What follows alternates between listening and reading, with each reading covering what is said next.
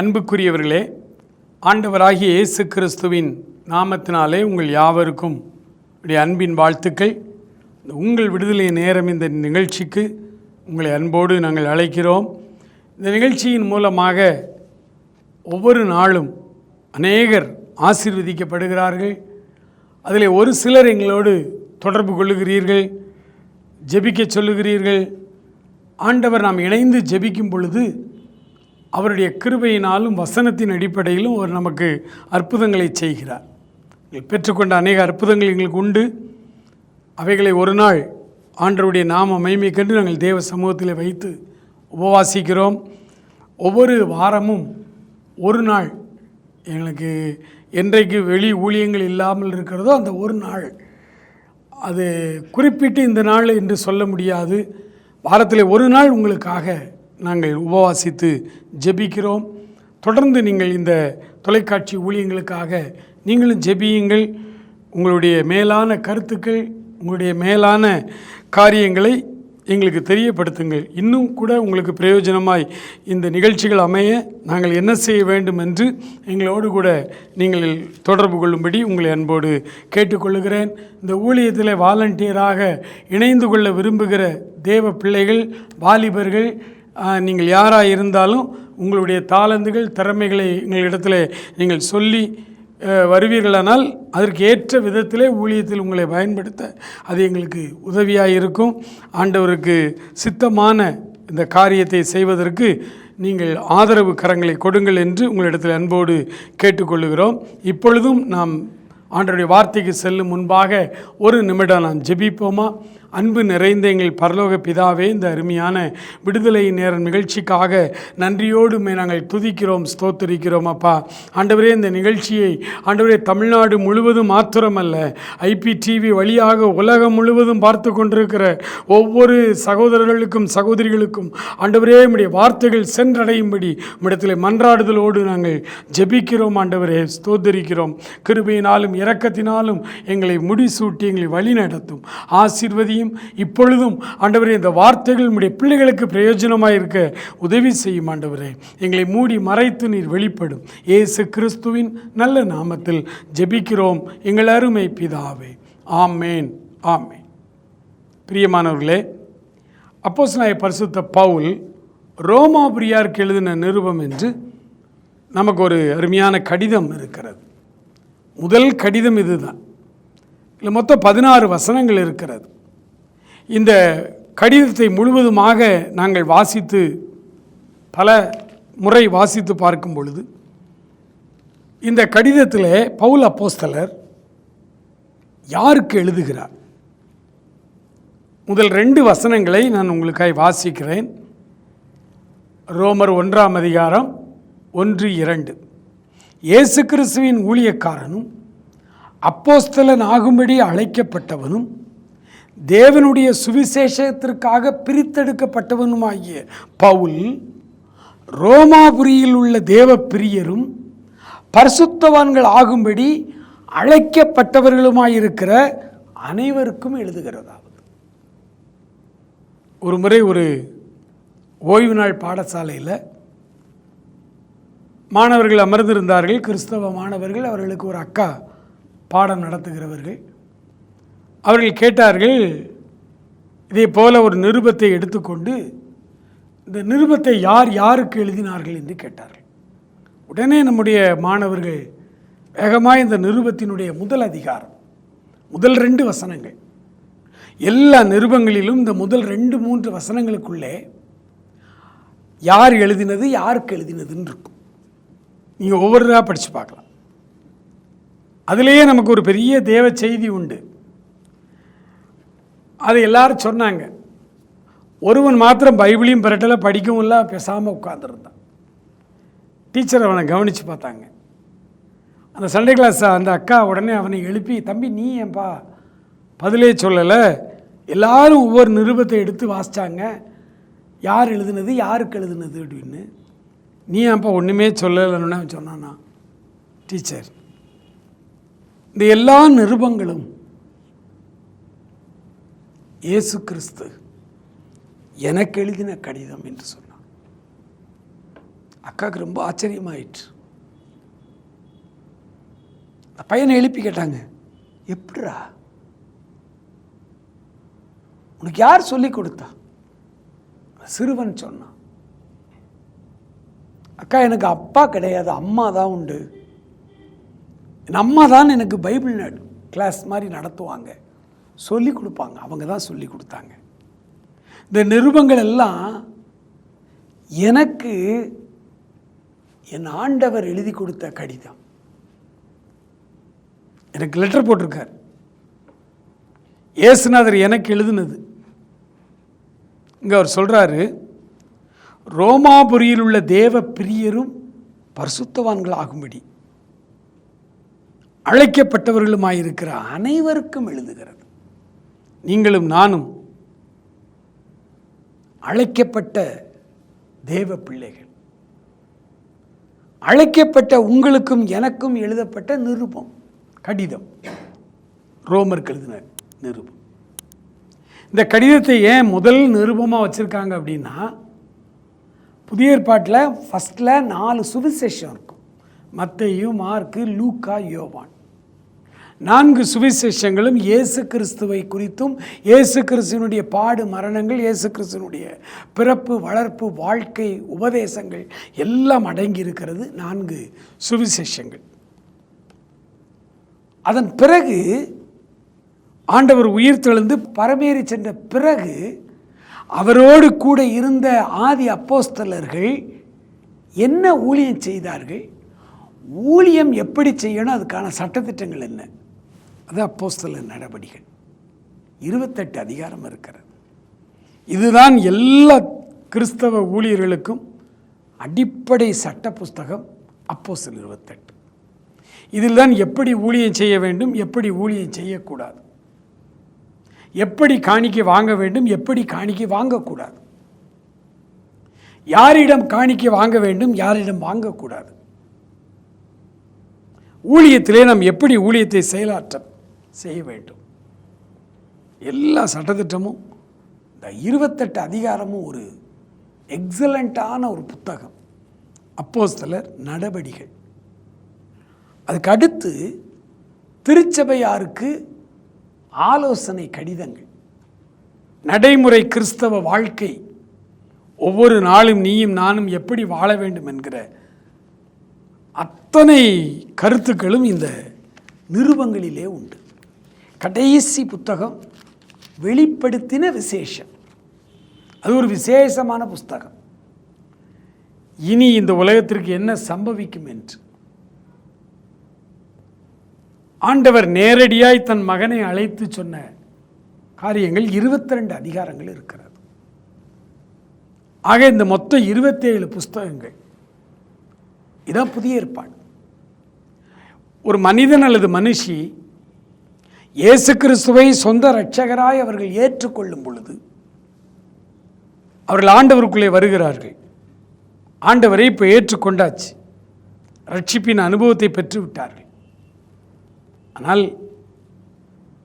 அநேகர் ஒரு நாளில் 1000 பேர் ஆண்டவரை ஏற்றுக்கொண்டு வருகிறார்கள் என்றால், மறுநாளில் பார்க்குறோம் 1500 பேர் பின்வாங்கி போய்விடுகிறார்கள்.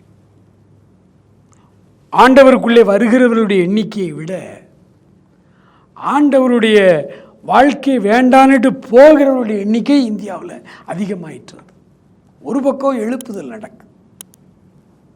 பீல் ஆதிவாசிகள் நடுவில் குஜராத்தில் பெரிய எழுப்புதல் நடந்து கொண்டிருக்கு. கோயா ஆதிவாசி மக்கள் நடுவில் எழுப்புதல் நடந்து கொண்டிருக்கிறது. நிறைய ஆதிவாசி மக்கள் நடுவில் கூட்டம் கூட்டமாக, குடும்பம் குடும்பமாக ஆண்டவரை ஏற்றுக்கொள்ளுகிறார்கள்.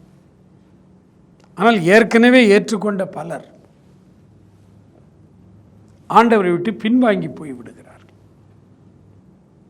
அப்படியானால் ஒரு மனிதன் ஆண்டவரை ஏற்றுக்கொண்ட உடனே அவனுக்கு ஆரம்ப பாடம் எல்கேஜி யூகேஜி மாதிரி ஆண்டவரிலே உறுதியாய் ஆண்டவரை பற்றி கொண்டு, ஆண்டவரை கெட்டியாய் பிடித்து கொண்டு, ஆண்டவருக்குள்ளே சீரான வளர்ச்சி வளர்ந்து ஆண்டவரை கண்டுகொள்ள அவனுக்கு தேவையான பாடங்கள் அடங்கிய புத்தகம்தான் ரோமர். 16 அதிகாரம் இருக்கிறது. ஆரம்ப கால பாடங்களை தான் இங்கே கொடுத்திருக்கிறாங்க. அவர் சொல்றாரு, பவுல் அப்போஸ்தலன் மூலமாய் ஆண்டவர் நமக்கு சொல்றாரு, நீங்கள் ஸ்திரப்படுவதற்காக, 10வது வசனம் சொல்லுது, நீங்கள் ஸ்திரப்படுவதற்காக ஆவிக்குரிய சில வரங்களை உங்களுக்கு கொடுக்கும்படிக்கும் உங்களிலும் என்னிலும் உள்ள விசுவாசத்தினாலே உங்களோட கூட நான் ஆறுதல் அடையும்படிக்கும் உங்களை காண வாஞ்சையாயிருக்கிறேன். ஆண்டவரை ஏற்றுக்கொண்ட நீங்களும் நானும் அவருக்குள்ளே நிலையாய் வேரூன்றி வளர வேண்டுமானால் நமக்கு ஒரு ஐக்கியம் இருக்க வேண்டும். அது என்ன ஐக்கியம் தெரியுமா? ஆண்டவருடைய பிள்ளைகளோடு ஒரு ஐக்கியம். நம்ம ஆண்டவரை ஏற்றுக்கொள்ளும் முன்பாக நமக்கு உலக பிரகாரமாய் பல நண்பர்கள் இருக்கலாம். பலர் நமக்கு நண்பர்கள் நல்லவங்களா இருக்கலாம். ஆண்டவருக்குள்ள வந்த உடனே ஆண்டவரை அறிந்து கொண்ட பிள்ளைகளோடு நம்முடைய ஐக்கியம் இருக்க வேண்டும்.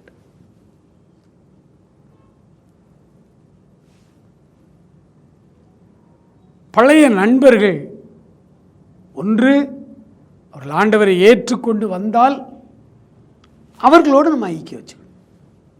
1985 வருடம் நானும் என்னோடு கூட ஒரு 5-6 வாலிபர்கள் ஆண்டவரை சொந்த இரட்சகராய் ஏற்றுக்கொண்டோம். நாங்கள் உலக பிரகாரமாய் தப்பு செய்து பாவம் செய்த பொழுதும் அவர்கள் எனக்கு நண்பர்களாக இருந்தார்கள். இந்த 6 பேரும் 5-6 பேரும் ஒருவரை ஒருவர் பிரிக்க முடியாத நண்பர்கள். ஆண்டவர்கள் வரும்பொழுதும் மொத்தமாக அப்படி வந்துட்டோம். ஒருத்தர் மாத்திரம் தப்பி போயிட்டார், மற்ற எல்லாரும் அப்படி வந்துட்டோம். அப்போ எங்களுக்கு அதே ஐக்கியம்தான். ஆனால் எல்லாருமே இப்போ ஏசப்பா பிள்ளைகள். இன்று வரை அந்த ஐக்கியத்திலே நாங்கள் இருக்கிறோம். ஒருவருக்கொருவர் மனம் விட்டு பேசிக்கொள்கிற ஐக்கியம். யாரும் எதையும் மறைக்க வேண்டிய அவசியம் இல்லை. எங்களுடைய எல்லா காரியங்களையும் மொத்தமாய் பேசி வசனத்திலே அதுக்கு என்ன இருக்கிறது என்று ஆராய்ந்து பார்க்கிற ஒரு ஐக்கியம். பின்னால் வரக்கூடிய நிருபங்களில் அவர் சொல்கிறாரு, யோவான், எங்களுடைய ஐக்கியம் யாரோடு இருக்கிறது? ஆண்டவரோடும் அவருடைய பிள்ளைகளோடும் எங்களுக்கு ஐக்கியம் இருக்கிறது. ரோமர் 1 அதிகாரத்தில் அவர் சொல்கிறாரு, உங்கள் விசுவாசம் உலகமெங்கும் பிரசித்தமாகணும். இப்போ ஆண்டவருக்குள்ள ஒரு மனிதன் வந்த உடனே ஒரு விசுவாச ஐக்கியம் அவனுக்கு இருக்கணும். பழைய பாவ நண்பர்கள் எல்லாம் விட்டுறணும். அவன் அப்படி விட்டா தான் அவன் முதல்ல ஆண்டவரை ஏற்றுக்கொண்டு வருவான். அவங்களுக்காக ஜெபிக்கணும், அவர்களை நேசிக்கணும். ஆனால் ஐக்கியம் அவங்களோடு இருக்கக்கூடாது. ரொம்ப கவனமாய் நீங்கள் இதை விளங்கி கொள்ள வேண்டும். அநேகர் ரட்சிக்கப்பட்ட பிறகு மறுபடியும் பழைய பாவத்துக்கு ஏன் போகிறாங்கன்னா, பழைய நண்பர்கள் அவங்கள விடலை. மறுபடியும் பழைய நண்பர்களோடு அவர்கள் ஐக்கியம் வைக்கிறாங்க. அந்த ஐக்கியம் அவர்களை மறுபடியும் பாவத்தில் இழுத்துட்டு போயிடும். பிரதர், ஆண்டவரை ஏற்றுக்கொண்டேன், 1 மாதம்தான் என்னால் ஒழுங்காக இருக்க முடிஞ்சது. அப்புறம் மறுபடியும் பழைய தப்பு பண்ண போயிட்டேன். என்னால் பரிசுத்தமாக வாழ முடியல. இந்த ரட்சிப்பின் வாழ்வில் என்னால் இயேசுநாதரோடு ஜெபிக்க முடியலை. அதுக்கு என்ன காரணம்? சங்கீதக்காரனாகிய தாவீது தன்னுடைய 1ஆம் சங்கீதத்தில் 1 வசனத்தில் அவர் எழுதுகிறாரு, துன்மார்க்கனுடைய ஆலோசனையில் நடவாமலும் பாவிகளுடைய வழியில் நில்லாமலும் பரியாசக்காரன் உட்காரும் இடத்தில் உட்காராமலும். நம்ம எந்த இடத்துல யாரோட இருக்கிறோம், நம்மளை சுற்றி யார் இருக்கா, அந்த ஐக்கியம் ரொம்ப முக்கியம். நம்ம எந்த ஒரு அலுவலகத்துக்கு போகிறோம், கவர்மெண்ட்டில் நமக்கு ஒரு வேலை கொடுக்குறாங்க, அங்கே எல்லாருமே ஆண்டவருடைய பிள்ளைகளாக இருப்பாங்கன்னு நம்ம எதிர்பார்க்க முடியாது. ஆனால் நம்ம ஆண்டவருடைய போது ஜெபம் பண்ணி நமக்குன்னு ஒரு ஐக்கியத்தை வச்சுக்கிடணும். மாலைதோறும் அல்லது காலைதோறும் அந்த ஐக்கிய நண்பர்களோடு சேர்ந்து ஜெபிக்கிற பழக்கம், சேர்ந்து பைபிள் வாசிக்கிற பழக்கம் ஒவ்வொருவருக்கும் இருக்கணும். ஏன்னா 1ஆம் அதிகாரத்திலே அவர் சொல்கிறார், ஆண்டவருடைய அந்த வார்த்தைகள் சொல்லுகிறது. ஆண்டவருடைய பிள்ளைகளோடு ஐக்கியம் வைத்து இந்த ஐக்கியத்திலே வளரணும்.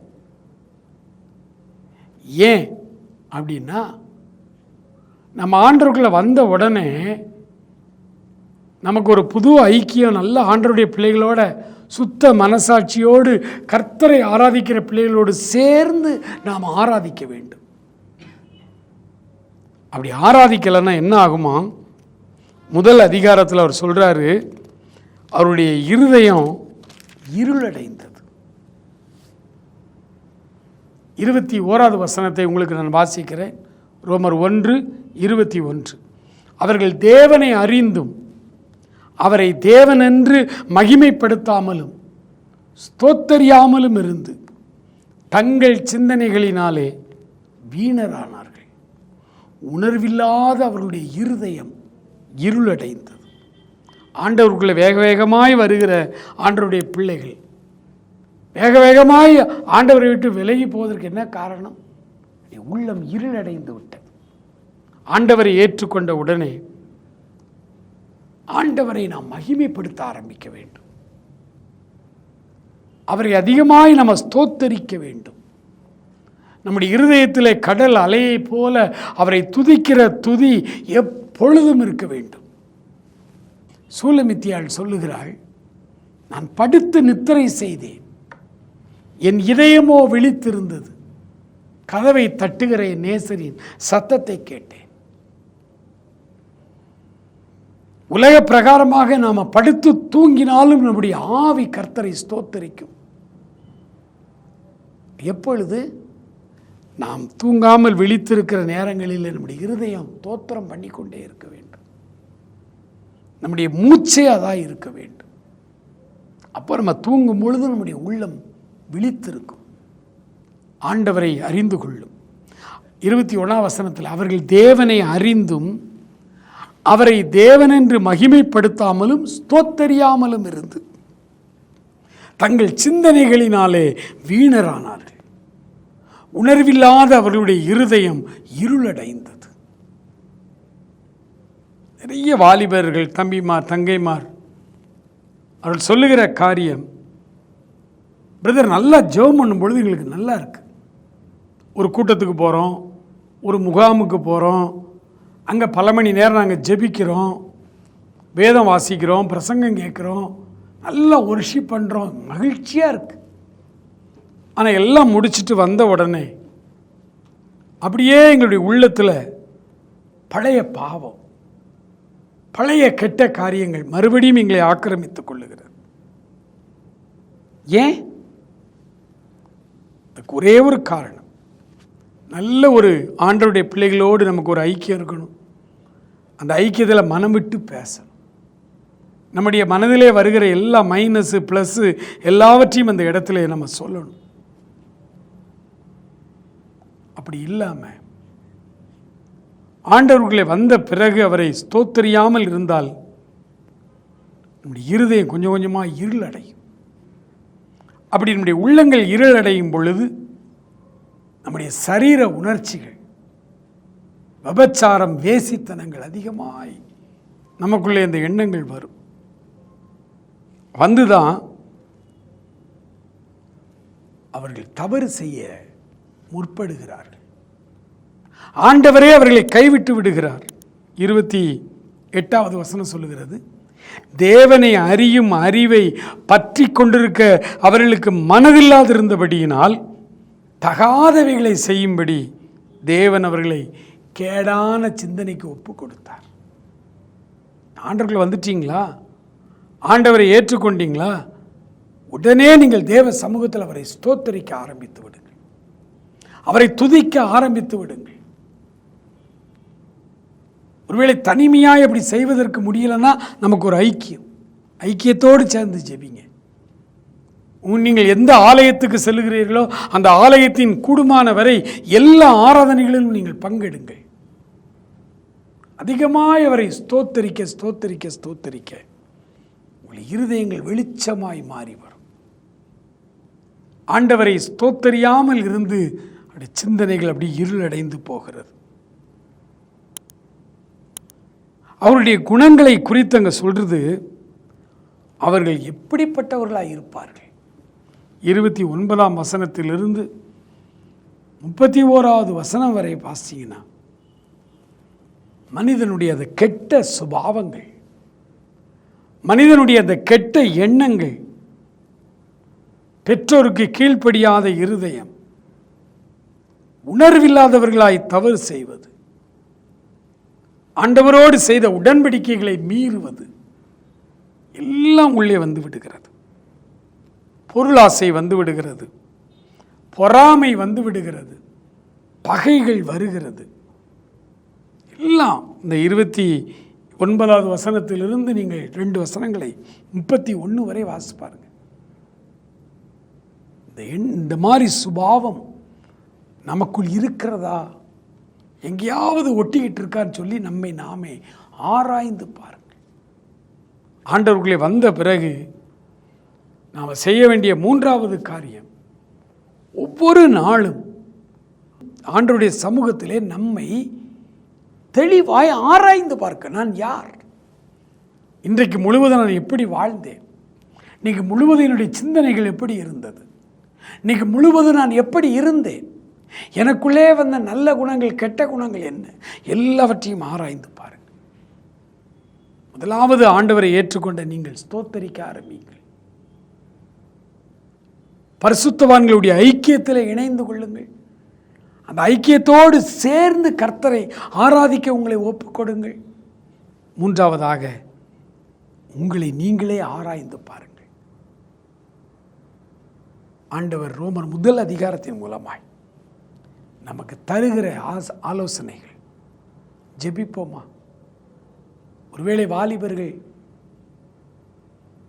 கொஞ்சம் வயதானவர்கள், பாவங்களிலே சிக்கி இருக்கிறவர்கள், மறுபடி தப்பு செய்ய தோணுது பிரதர், ஜெபிக்கிறேன் தான், ஆண்டவரை ஏற்றுக்கொண்டவன் தான், ஆனாலும் அந்தரங்கத்தில் பாவம் செய்கிறேன். உனக்குத்தான் ஆண்டவர் பேசுகிறார். இந்த 1 அதிகாரத்தை திரும்ப திரும்ப வாசி. 3 காரியங்கள். தனிமையிலே அவரிடத்தில் ஜெபம் பண்ணு. உன் உள்ள ஸ்தோத்திரம் பண்ணிக்கிட்டே இருக்கட்டும். ஒரு நல்ல ஐக்கியத்தை தேர்ந்தெடுத்துக்கொள். அவர்களோடு ஐக்கியம் வச்சுக்க. வேற எதையும் பேசுறது, உலக காரியம் பேச வேண்டாம். பைபிள் பேசுங்க, பைபிளை பற்றி பேசுங்க. 3வதாக, ராத்திரி படுக்கைக்கு செல்லும்பொழுது உங்களை ஆராய்ந்து பாருங்கள். அந்த நாள் முழுவதும் நடந்த எல்லாவற்றையும் ஆராய்ந்து பாருங்கள்.